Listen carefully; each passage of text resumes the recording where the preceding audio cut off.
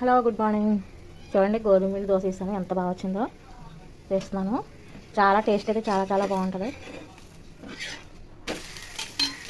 ఇందులో 2 కప్పులు గోధుమ పిండి, ఒక 2 స్పూన్లు ఉప్మా రవ్వ, 2 స్పూన్లు వరిపిండి, కొంచెం పెరుగు, ఉల్లిపాయ ముక్కలు, పచ్చిమిర్చి అన్నీ కలిపేసి ఉంచుకోవాలి. తర్వాత ఇదిగో ఇలా దోశలా పోసుకుంటే చక్కగా వస్తాయి.